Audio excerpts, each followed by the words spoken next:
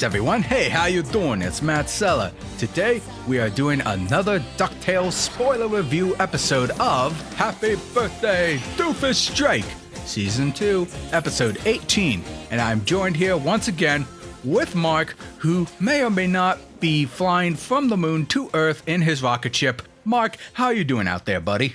Space travel is so painful. Oh my goodness, and painful on the ears, but don't you worry, folks. He should be able to give his opinion well enough over that rocket fuel sound. Yeah, I should be okay. That sounds great, dude. Anyway, we were able to get up pretty early enough in the morning to watch this episode, so hopefully we can get this review out to you quickly. Without further ado, folks, make sure to subscribe to this channel. It will really help us out. Ring that bell to be notified when videos drop, and you know the drill. Check out our other reviews on my channel. Anywho, Marc, why don't you give us the synopsis of this wonderful episode featuring that Drake fellow? Well, Matt, we have a real doozy here.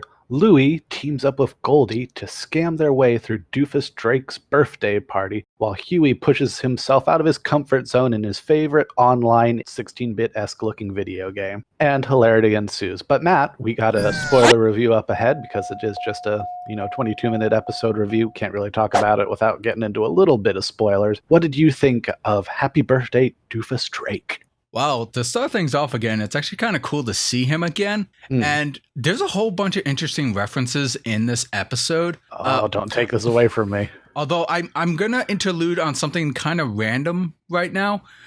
I didn't know that there was going to be like an inside video game setting here. But you know what's ironic about that? This morning, when I was going to go my DVR to watch this episode, it was on Disney XD, the DVR menu. And in the background, Gravity Falls was playing. Good show. It was an episode where I guess the kid, and I don't know the characters' names, but the boy, he's playing an arcade machine, and it's like a 16-bit Street Fighter King of Fighters thing going on or something. Oh, yeah, that's a good episode. And I was looking at the pixel animation, and I was like, damn, they really went far for this. No, if I remember correctly, that was done actually by a pretty renowned pixel artist.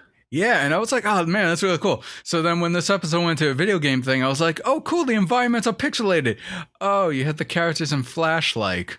Dang. Yeah, it's more it's if you really weren't paying close attention, you could really almost just say they kind of just took the lines off the characters. Yeah. Items are more pixelized than the actual characters. Yeah, which, I mean, it's okay for the sake of that episode, but I feel like Gravity Falls, like, literally 10 seconds before. Mile. Yeah, it's just like, if I didn't see that clip from Gravity Falls, I would have been okay with this. You were spoiled, Matt. You were spoiled.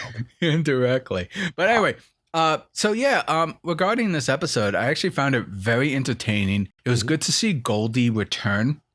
And it was pretty awesome to see, like I said, all the references in here. I'll say one here because I'm sure you spotted a lot as well. It was actually kind of cool to see Della's like outfit be like a nod to Samus. I kind of got more of a Mega Man vibe. I don't think so, man, because like the arm cannon was on the right side. She had like the ball shoulder pads, the legs and the suit and all that. I was like, yeah, this is very much a Samus thing, and I love it.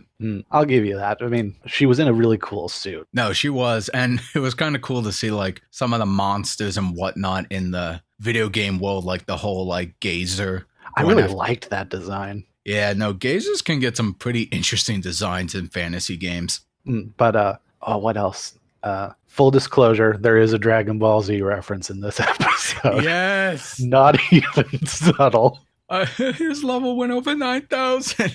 I think when you're a late 80s, early 90s kid and you're watching this, you're already watching DuckTales, and then it's like, oh, we're going to have a Dragon Ball Z reference. You just go, these people get me. They know what I like. Yeah, no, dude, that was great. I mean, right now we're talking about the game aspect. We'll get to the actual birthday party. The B plot, if that. No, it is the B plot, but I figured we'd get this out of there. I also like the fact that, like, what was it? Was it Huey? Yeah, it was Huey. Huey, yeah. He was doing like the whole Harvest Moon aspect of gaming, while his mother was focusing more on like the D&D adventure quest Skyrim type thing, where it's like, let's go out there and go on adventures and fight monsters. And it's like, that's really cute. You kind of have like those two dynamics right there. Yeah. And I mean, neither or was necessarily wrong. No. Was nice. It's just different styles of gameplay trying to like meld together, but then Huey kind of went a little too far. Yeah, Huey has a problem. Yeah, which is kind of strange because like part of me was like, wait, was Huey's always this reserved? And it's been a while since I like watched the older episodes, but no, I really liked the B plot. I thought that was a cute like little break from the main plot. It really was, and it didn't feel distracting or even necessarily too disjointed despite being its own story. For sure. But hey, Mark, let's talk about the main plot itself. Mark, I want you to tell me, what were some of your favorite moments from the whole Goldie and Louie teaming up to try to get those gift bags? I think just seeing that, almost every other character on the show was trying to scam the goodie bags too, at least at the start of the party, and how some of them went about doing it. I actually thought this was the first time I actually found this incarnation of Doofus Drake funny, which was really good. I think a plus for the episode. Yeah. But it's hard to out funny Glom Gold. Oh, yeah. No, that was great stuff. Him and his little puppet son really stole the show. And I mean that literally. It was a puppet. I know. Technically, Beak's son was a puppet, just more robot-like. Well, yeah, because he was a robot. But I'm going to say this real quick. I actually had a laugh-out moment for this episode. Like, I enjoyed these episodes, don't get me wrong. But most of the time, it's like just a smile or like a chuckle. It's like, I enjoy them. I like watching them. The laugh-out moment for me, I don't know why it got me so hard. But when Louie and Goldie were introducing themselves to like Doofus within the party or the parents or something, and Louie opened up saying like, hello, this is my grandma. I get slapped in the face. It's like, I mean, my really young aunt. Yeah. And I don't know why that got me so hard. I think it was just a great character moment. I think that's why. I thought that was great, but yeah, no, the whole dynamic between Louie and Goldie was really interesting. Those two actually played off each other very well. Yeah, and not to seep into like other things that we watched, but when Doofus had Louie strung up like a piñata and was preparing to hit him with a bat, I'm sorry, my mind went back to the Dark Crystal series we watched, and I thought of something else. I was like, oh, I don't like this. I don't like where this Louie's could be. In trouble. I know. It's like, I'm not going to get into the Dark Crystal, obviously, here, but there was some comparisons, and I couldn't help thinking dark, horrible thoughts that could happen to Louie, and I don't want that to happen. So no, that was a little traumatizing for me. Yes, but to get back on it, though, Marc Beaks, we actually have confirmation for the poster we had at Comic-Con. The little mini Beaks isn't some crazy thing gone wrong with Marc Beaks, although you could maybe argue, yes, still, but that's his robot son he made or had someone make at his company to infiltrate the party, and now he's going to be Doofus's little brother. I know. I actually love that aspect. It's crazy. Why? Maybe just because I'm not the biggest Marc Beaks fan in the room, clearly, but I actually found it was named Boyd. Was his Boyd? Name, yeah, Boyd. I actually thought he was I really liked him. I did too. I thought he was adorable. He was. That's the horrible part. And of course, he did have his scary moments, like when his eyes melted off and he had the shutter eyes. What was scary for me was when Doofus said he swore after last year no one else's eyes would melt at his birthday party. That's what scared me. Oh, that's true. I totally forgot about that. Because that just raises further questions. But yes, to wrap it all up, spoiler alert, they get out of there alive. Louie goes back to save Goldie after Goldie saves him, and is then put on display to be Doofus's new grandmother for all eternity. Oh, yeah. No, I was kind of glad that the Boyd bot came back to actually be hired as their brother. Yeah, and actually liberate his parents. Yeah, so a power shift is always welcomed, at least with that character, because honestly, how far could you go with Doofus? It was always that dynamic. You really couldn't. He needed to be challenged outside of, just the triplets. Which, by the way, I completely forgot about this. I'm looking over the wiki now. I guess one of Doofus's parents, or at least the father, is voiced by Yuri Lowenthal. Really? Yeah, I'm looking over it. It says, transferred over his accounts by his parents. And it says Tara Platt and Yuri Lowenthal. So that's pretty crazy. Usually you think of him getting some really, more juicy role. Well, he's usually younger characters. That too. Not like parents. I'll have to go back and listen for it. Show. Maybe he is. I mean, who wouldn't be? Yeah, that's true. Overall, though, I think it was interesting to see Goldie open up and Louie obviously way out of his league.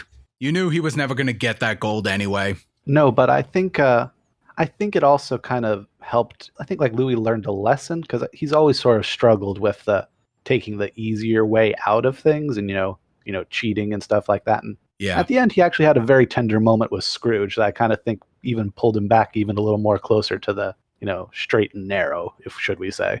Yeah, because it's what Scrooge says. Like, if you spend your entire life trying to look at different angles and perspectives, like, you're going to miss what's in front of you. Right. So I definitely think there's going to be levels of moderation there. Louis is still good at what he does, but he just needs to stop being so obsessed with that angle. Right. Although up at the top of the episode, Scrooge senses that there's something wrong in the mansion, and he just goes throughout the mansion, opening up different doors, and there's all this crazy stuff happening. He goes, no, that's always like that. That was fun. Yeah, I mean, the kids are literally fighting, I think, a grizzly bear in one room. Yeah, some kind of monster. Yeah. And then you got like the Tempest teapot or something. I liked that. I don't know why. I feel like that's a callback to something because I swear I've heard that somewhere. It sounds familiar. Help us out in the comments if you know. But yeah, no, there's a lot of great references in this episode, and I think it was pretty solid. Oh, but speaking of references, Matt, you all thought I was crazy in the last episode when I was talking references. We got a few here, and by way of Marc Beeks, no less. Ooh, what's that? Well, for starters, he took Boyd to Lester Possum's Park from a Goofy movie. So, the seeds are being planted, Matt. We'll get Goofy yet, by God. By George, we shall. And also, he went to an aquarium, and I'm pretty sure Boyd was wearing Flounder as a hat from The Little Mermaid. Ouch. Which could be dark. Oh, man. Also, I kind of have to wonder if Disney's actually sold hats like that. I feel like they would. Oh, I'm sure they have something like that. But anywho, that'll do it for a spoiler review, I'd say. Yeah, I think so. Matt, would you like to take us on home? For sure. Even though you're in the rocket right now trying to head back to Earth. Back in serious pain. Oh, you just remembered that. Re-entry. Well, I want to thank you all for listening to my opinion as well as Marc's opinion. But we want to hear your opinions too. Let us know in the comment section below. What did you think of this episode of Happy Birthday, Doofus Drake? Did you like it? Did you not like it? Share your thoughts. Join the conversation. Hey, if you enjoy reviews just like this one, please consider going to my Patreon at patreon.com/Matt Sella. Consider donating as little as $1 a month or more. Helps go towards my podcast, art, animation, and content made just for you. Be sure to like this video. Be sure to subscribe to this channel if you enjoy content like this as well. And don't forget to ring that bell for when videos drop. This is Matt Sella. This is Marc. And I want to thank you all for tuning in. And don't worry, you'll be back on Earth before you know it. I can see the sky.